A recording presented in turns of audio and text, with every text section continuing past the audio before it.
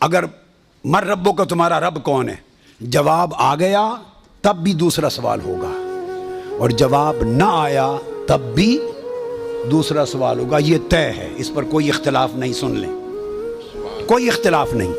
جواب نہ آیا تو مسئلہ نہیں کہ اب کام تمام، اس کو پہلے ہی جواب نہیں آیا لہذا فرشتوں کو اٹھاؤ گرز مارو اس کو عذاب دو. نہیں، اگر نہیں آیا کہ میرا رب کون ہے اس کو دوسرے سوال کا موقع دیا جائے گا. دوسرے سوال تیرا دین کیا ہے، جواب آ گیا تب بھی، نہ آیا تب بھی. اگر نہیں آیا جواب تب بھی فیصلہ نہیں ہوگا عذاب و ثواب کا، پھر اگلے سوال کا موقع دیا جائے گا. جب جن سوالوں کا جواب نہ آئے تب بھی اگلے سوال کا موقع دیا جائے اس کو آپشنل کہتے ہیں کہ آگے بھی گنجائش ہے، چلو نظر انداز کر دیتے ہیں. دوسرا جواب نہیں آیا چلو پھر تیسرا کر لو. دونوں کا جواب نہ آئے تو پھر بھی پوچھا جائے گا آگے.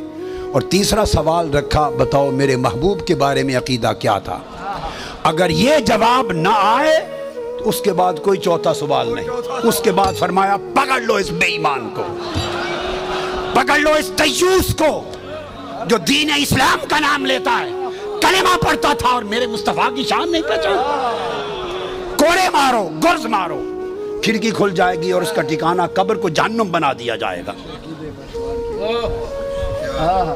تو یہ تیسرا فائنل کمپلسری سوال ہے کہ اگر دو میں کمی رہ گئی پھر بھی چھوڑ دیں گے، اگر محبوب کی پہچان کر لو درگزر کر دیا جائے گا.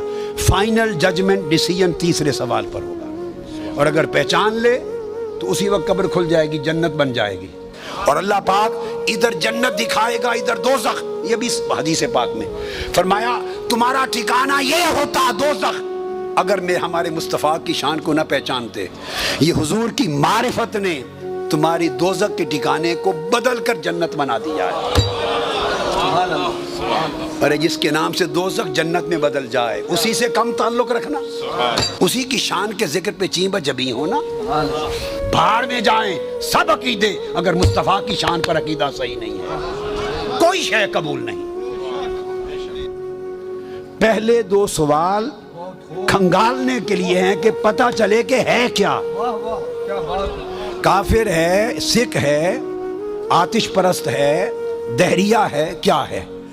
پتہ چل گیا کہ نہیں رب کو ماننے والا ہے تو پھر یہودی ہے، مسیحی ہے، مسلمان ہے. جب اس نے کہہ دیا میرا دین اسلام ہے تو سارے امکانات گئے، اب رہ گیا کہ یہ مسلمان ہے. تو جب پتہ چل گیا کہ مسلمان ہے تو مسلمان کے لیے صرف ایک ہی سوال ہے. جب اس نے کہہ دیا میرا دین اسلام ہے تو فرمایا یہ مسلمان ہے، مسلمان کے لیے اور کوئی سوال نہیں، فقط مقام مصطفیٰ کا سوال.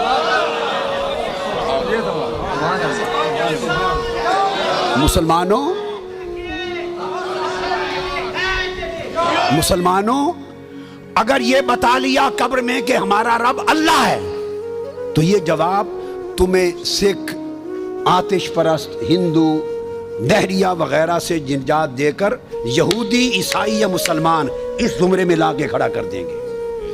اور اگر پھر بتا دیا میرا دین اسلام ہے تو یہودیت اور عیسائیت کو ختم، پھر تمہیں مسلمانوں میں شمار کر کے سوال ہوگا. اور مسلمان اب جنت کے لائق ہے یا دوزخ کے، اس فیصلے کے لیے ایک ہی سوال ہوگا. اور 10 ساڑھے سونے دے بارے تیرا کیا. اگر تو مسلمان ہے تو ایک ہی بتا مقام مصطفیٰ کو کیا مانتا تھا، کیا لکھتا تھا. مانتا تھا ہمارے جیسے یا کوئی نہیں سونے ورگا؟ کیا کہتا تھا؟ بے بس مانتا تھا، بے کس مانتا تھا یا مختار کل مانتا تھا؟ صرف بشریت میں کھسا رہتا تھا اور پریشان رہتا تھا یا اس سے آگے بھی کچھ نظر آتا تھا مصطفیٰ کی شان کا، نورانیت کو؟ میرے محبوب کی شان کیا مانتا تھا کہ علم تھا نہیں تھا، اسی گورکھ دھندے میں رہتا تھا یا ساری کائنات ما کان و ما یکون کے علم محبوب کے قدموں میں تھے؟ کیا بیان کرتا تھا شان میرے مصطفیٰ کی؟ جب ان کی ولادت کا دن آتا تھا تو منہ گھسیڑ کے بیٹھ جاتا تھا مروڑ کر، یا چہرہ کھل اٹھتا تھا آج میرے مصطفیٰ کے میلاد کا دن ہے؟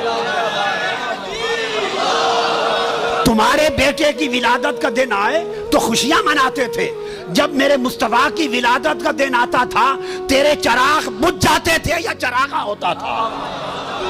ما کنت تقول فی حق ھذا الرجل محمد، ساری زندگی مصطفیٰ کے ترانے گانے میں گزری ہے یا تنقید کرنے میں گزری ہے؟ عمر بھر مصطفیٰ کے ڈنکے بجانے میں گزری ہے یا بخیلی اور کنجوسی کرنے میں گزری ہے؟ فرمایا جب یہ طے ہو گیا کہ مسلمان ہے تو فرشتوں، جب مسلمان کا پتہ چل جائے کہ یہ میت مسلمان کی ہے اور کچھ نہ پوچھو، فقط مقام مصطفیٰ کا پوچھو، بس کیا عقیدہ، اور وہ بھی پوچھو کیا کہا کرتا تھا۔